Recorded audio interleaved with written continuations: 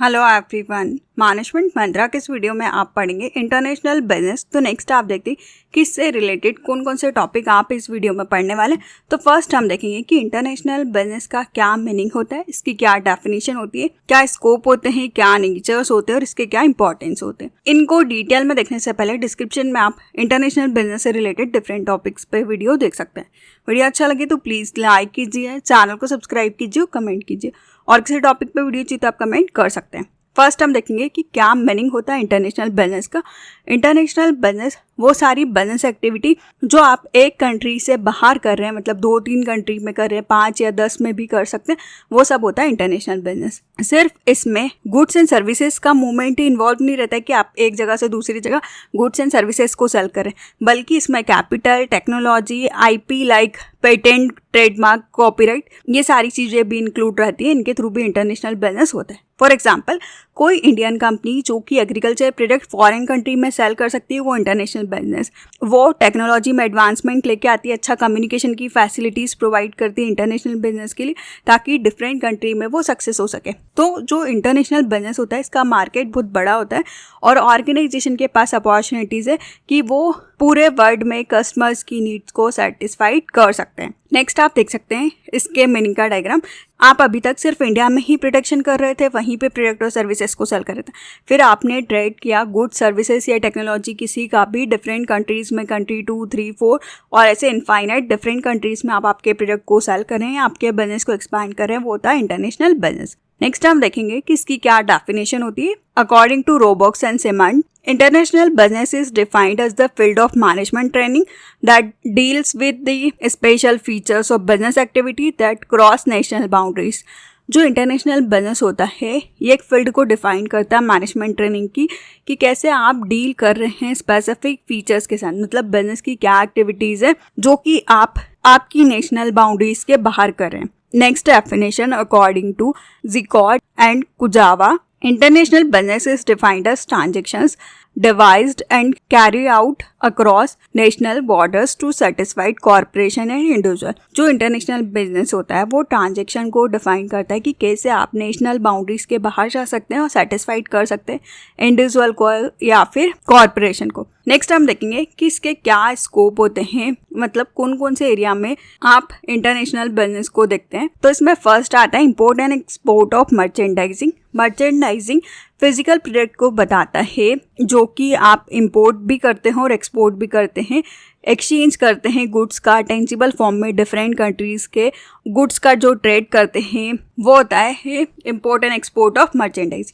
Second आता है import and export of services. इसमें इन्वॉल्व होता है इंटेंजिबल गुड्स जो कि लोग टच कर सकते हैं, फील कर सकते हैं और जो चीज़ें नहीं दिख सकती, जिसमें कि आपका ट्रेवल, टूरिज्म, ट्रांसपोर्टेशन, कम्युनिकेशन, इन सारी चीज़ों का इंपोर्ट एक्सपोर्ट होता है। नेक्स्ट आता है लाइसेंसिंग एंड फ्रेंचाइजीज। लाइसेंसिंग एक कॉन्ट्रेक्चुअल एग्रीमेंट होता है दो फर्म्स के बीच में, कि एक फर्म कैसे दूसरी फर्म को, लाइसेंसर कैसे लाइसेंसी को ग्रांट करता है ताकि वो उन चीज़ों को यूज़ कर सके। इसके अंदर वो ट्रेडमार्क, कॉपीराइट या पेटेंट का यूज़ कर सकते हैं। तो फॉरेन कंट्रीज इसके बदले में फीस चार्ज करती है। जो लाइसेंसर फीस चार्ज करता है उसको रॉयल्टी बोला जाता है। फॉर एग्जांपल कि माइक्रोसॉफ्ट अपने लाइसेंस को दे देती है एक्सचेंज ऑफ रॉयल्टी की वो यूज़ कर सकते हैं, और फ्रेंचाइजी भी सिमिलर होता है कि वो अपने पेटेंट को डिस्ट्रीब्यूट कर देती है और उसके बदले में भी वो कुछ चार्जेस लेती है। नेक्स्ट आता है फॉरेन इन्वेस्टमेंट, जिसमें कि आप आपके मनी को फॉरेन कंट्री में इन्वेस्ट कर सकते हैं प्रॉफिट के बदले में। तो ये कुछ स्कोप होते हैं।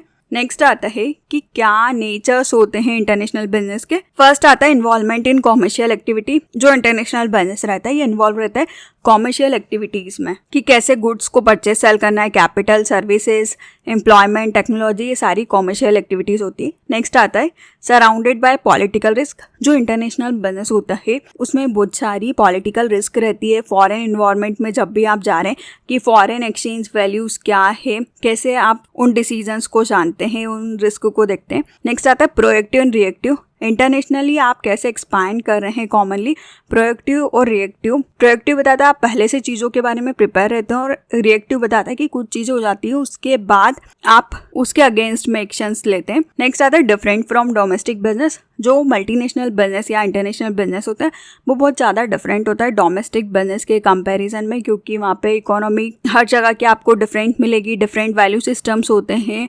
इंडस्ट्रीज डिफरेंट तरीके से काम करती है। नेक्स्ट आता है लार्ज स्केल ऑपरेशन। जब भी आप इंटरनेशनल मार्केट में जा रहे हैं तो आपका प्रोडक्शन और मार्केटिंग बहुत ज़्यादा लार्ज स्केल पे होता है। नेक्स्ट आता है इंटीग्रेशन ऑफ इकोनॉमी। जो इंटरनेशनल बिजनेस होता है उसमें बहुत सारे टाइप्स की इकोनॉमी इन्वॉल्व रहती है कि कैसे आप एक कंट्री के फाइनेंस को दूसरी जगह यूटिलाइज कर सकते हैं। आप एक कंट्री में किसी प्रोजेक्ट को बना रहे हो वो बहुत सारी डिफरेंट फॉरेन कंट्रीज का पार्ट बनता है। नेक्स्ट आता है dominated by developed countries and MNCs. जो ग्लोबल बिजनेस होता है बहुत डोमिनेट किया जाता है डेवलप्ड नेशन द्वारा या एमएनसीज द्वारा। जो एमएनसीज है या जो इंटरनेशनल बिजनेस है वो मेनली यूएस, यूरोप और जापान ने पूरी तरीके से कंट्रोल कर रखा है फॉरेन ट्रेड में। नेक्स्ट आता है बेनिफिट टू पार्टिसिपेटिव कंट्री। जो इंटरनेशनल बिजनेस होता है ये बहुत सारे ऑफर्स या बेनिफिट्स को प्रोवाइड करता है जो भी कंट्री पार्टिसिपेट कर रही है इसके अंदर, कि उनके पास अपॉर्चुनिटीज़ रहती है फाइनेंस से रिलेटेड, एम्प्लॉयमेंट से रिलेटेड, जो भी नए इंडस्ट्री में डेवलपमेंट या चेंजेस आ रहे हैं उनका वो फ़ायदा ले सकती है। नेक्स्ट आता है किन कॉम्पिटिशन। जो मल्टीनेशनल कंपनीज होती है उनको बहुत ज़्यादा कॉम्पिटिशन को फेस करना होता है। जो डेवलप कंट्री रहती है वहाँ की जो कंपनीज है वो अपना अच्छा क्वालिटी वाला प्रोडक्ट दे रही है, वो ऑलरेडी कॉम्पिटिशन में एक अच्छी पोजीशन में है, तो डेवलपिंग कंट्री कैसे डेवलप्ड कंट्री के साथ कॉम्पीट करेगी। नेक्स्ट आता है specific role of science and technology.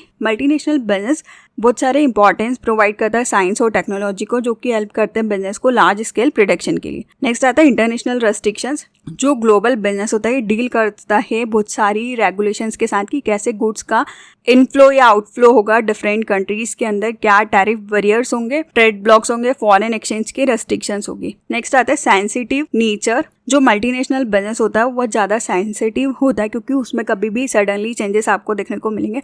Economic policy change हो रही है, टेक्नोलॉजी या पॉलिटिकल इन्वायरमेंट, और ये सारी चीज़ें बहुत ज़्यादा इम्पैक्ट डालती हैं। तो ये कुछ नेचर होते हैं इंटरनेशनल बिजनेस के। नेक्स्ट आता है कि क्या इंपॉर्टेंस होते हैं इंटरनेशनल बिजनेस के। तो फर्स्ट आता है अर्न फॉरेन एक्सचेंज। क्या फॉरेन एक्सचेंज के थ्रू फॉरेन की कंट्री के मनी को भी अर्न कर सकते हैं। आप रिसोर्सेज का अच्छी तरीके से यूटिलाइजेशन कर सकते हैं, आप आपके ऑब्जेक्टिव्स को अचीव कर सकते हैं, बिजनेस की रिस्क को फैला सकते हैं कि एक जगह पे ज़्यादा रिस्क है आपके लिए तो आपकी रिस्क थोड़ी बढ़ जाएगी।